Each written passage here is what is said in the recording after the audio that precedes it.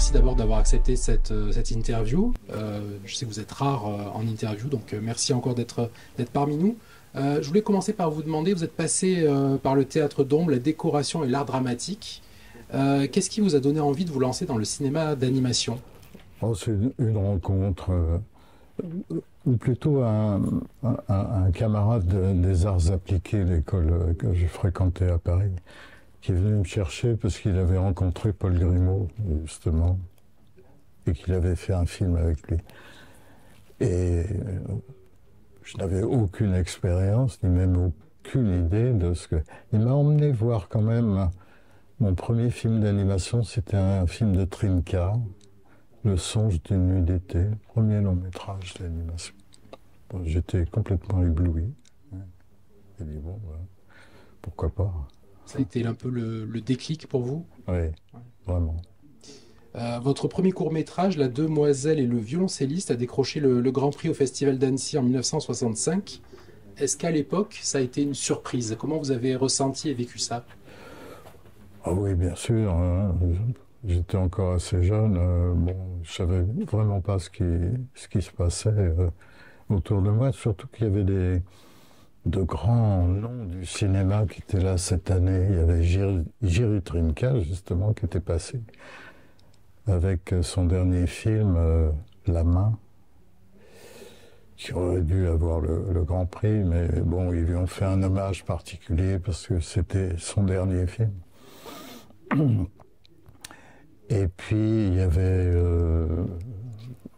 je sais pas, Alexeïev, il y avait Grimaud, bien sûr, voilà. Alors, vous avez travaillé justement pendant une quinzaine d'années avec le réalisateur Paul Grimaud. Je voulais vous demander quel grand souvenir vous gardez de cette période. C'est-à-dire, on ne travaillait pas vraiment ensemble. Il m'accueillait dans son studio et je pouvais faire n'importe quoi. Je pouvais ne rien faire, jouer de la guitare. Voilà. Et j'ai fait donc 3 films chez lui, avec une technique qui n'était pas du tout la sienne. Il n'y avait pas d'école à cette époque, hein, donc je n'avais pas appris le dessin animé. Donc je connaissais les films de Paul.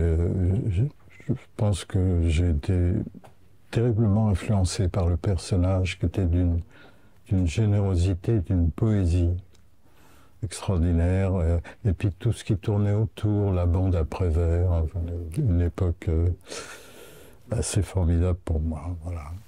Vous dites qu'il n'y avait pas d'école. Comment vous êtes formé alors au niveau technique? Comment vous avez appris? Comment vous êtes En faisant des films. Avec la technique la plus simple qui était la mienne, parce que j'avais fait un peu de marionnette.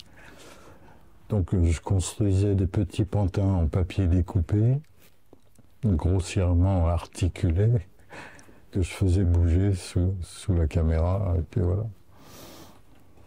Alors, dans vos premiers courts-métrages au milieu des années 60, vous avez toujours vu le film d'animation comme un objet de cinéma et pas nécessairement comme un dessin animé pour les enfants. C'est bien ça votre Oui, conception? totalement, oui.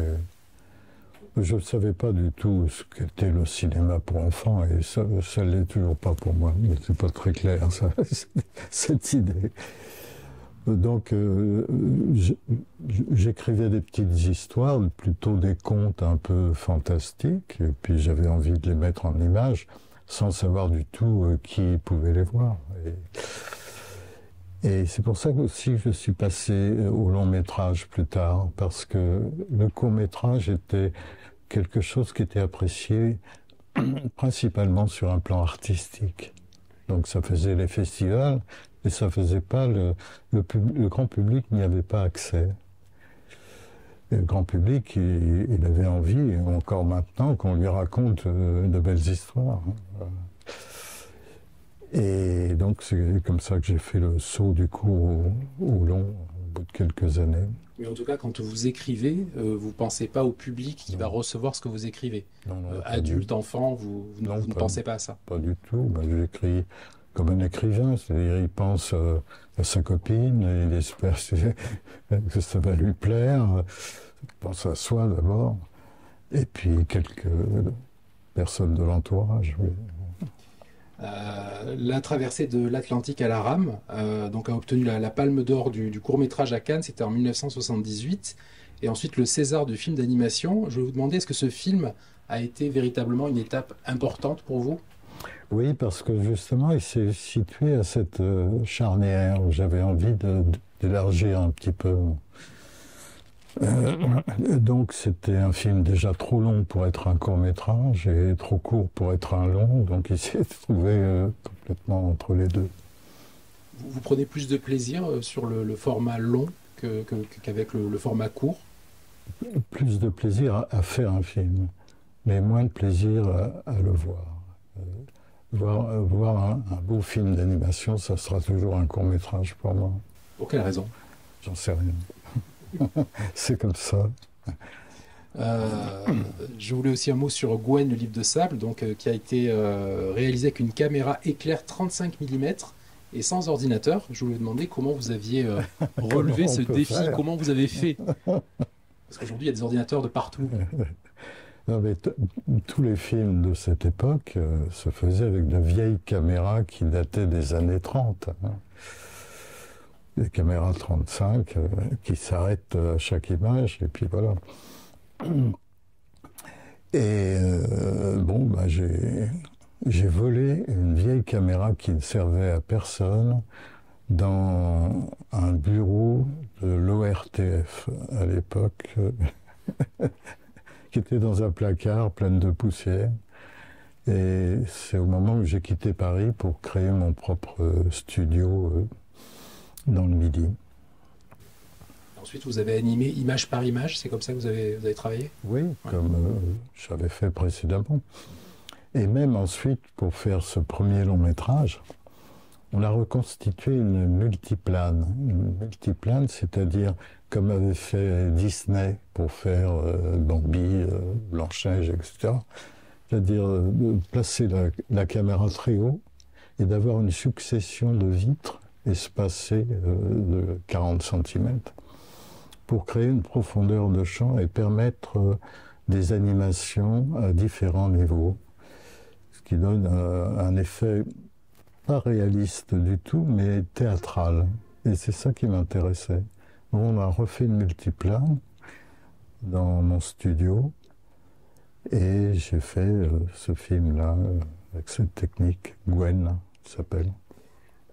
Je veux aussi un mot sur votre studio de production, donc, qui est, je crois, situé dans les Cévennes. Oui. Je voulais savoir ce qui vous avait conduit à le créer et comment est venue l'idée et ensuite comment vous êtes passé à la réalisation, parce que j'imagine que c'est pas simple à faire. Alors, on a créé le studio avec quelques copains du court-métrage qui avaient tous fait des cours. Et l'idée de faire un long les a séduits, surtout dans un cadre au bord d'une petite rivière, un cadre assez... Et on s'est isolé là pendant 4 ans pour faire Gwen, le film dont on vient de parler. Et c'était un malentendu total au niveau commercial, comme vous en doutez, parce qu'on a continué à faire du long comme on faisait les cours, c'est-à-dire avec pour seule préoccupation l'artistique et la philosophie. Hein. Le film n'a pas marché du tout, comme vous vous en doutez. À l'époque, c'était 1900, quand le film était terminé, on était en 84. On avait mis 5 ans pour le faire, déjà. Mais on était 6, quoi, vraiment une bande d'allumés, de post-68 heures. Le film n'a pas marché, mais on a créé, grâce à des aides de l'État, du CNC, de la région, etc., un studio pour travailler pour la télé, mais avec des choses qui sortent de l'ordinaire de la télé. Donc on retombait dans le même malentendu parce qu'on faisait des courts-métrages, ça nous durait 6 mois, et la télé nous demandait d'en faire une série de 26 numéros, donc ça ne pouvait pas durer non plus.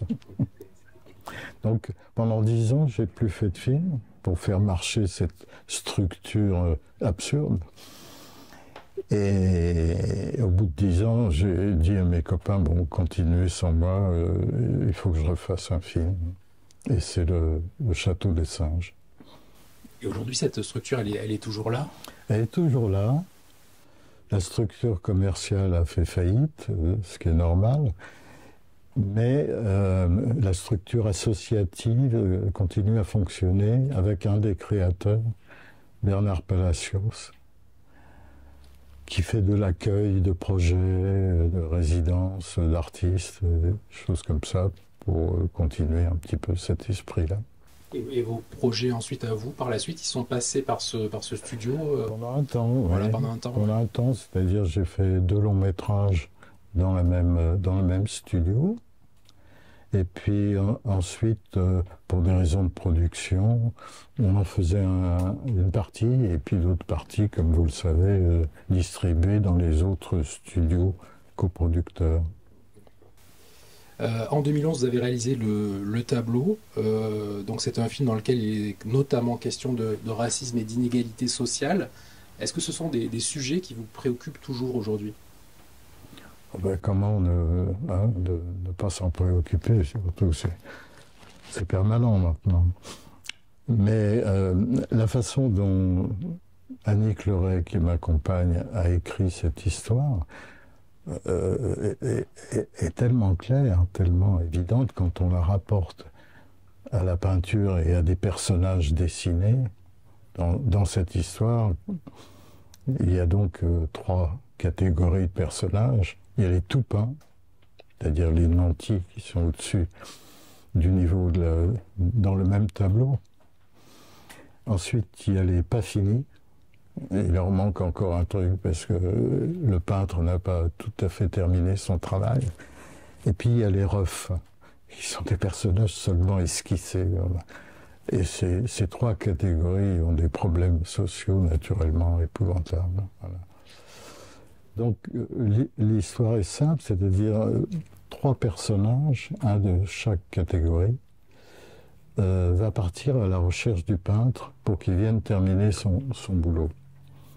Donc, malentendu, c'est pas parce qu'on n'est pas fini qu'on n'est pas fini. Au contraire. Donc c'est un peu la leçon du film. Je voulais aussi un mot sur votre 5e long métrage, donc Louise en hiver. C'est un film qui évoque notamment la solitude de l'âge, le retrait progressif de la vie. Quel regard vous portez sur ces sujets? Alors j'ai revu Louise en hiver hier soir.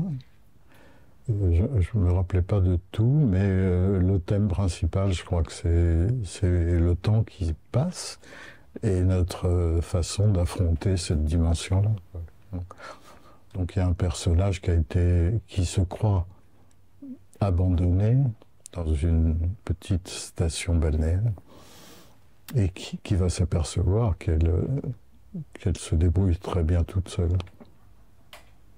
Et ce sont des thèmes qui vous touchent particulièrement aujourd'hui, ce thème de s'affronter avec le temps finalement? Oui, c'est pas un thème original, hein. Ça a été traité depuis que l'homme existe. Mais la solitude, on peut la ressentir de plus en plus dans une société qui est un petit peu gavée de tout, quoi. Entre 1984 et aujourd'hui, je crois que vous avez réalisé 6 longs métrages. Avec le recul, lequel est votre préféré et pour quelle raison? Alors le tableau, peut-être parce que celui-là, je ne l'avais pas écrit, hein. C'est l'histoire d'Annick. Et puis Louise en hiver, que je trouve assez fréquentable comme film.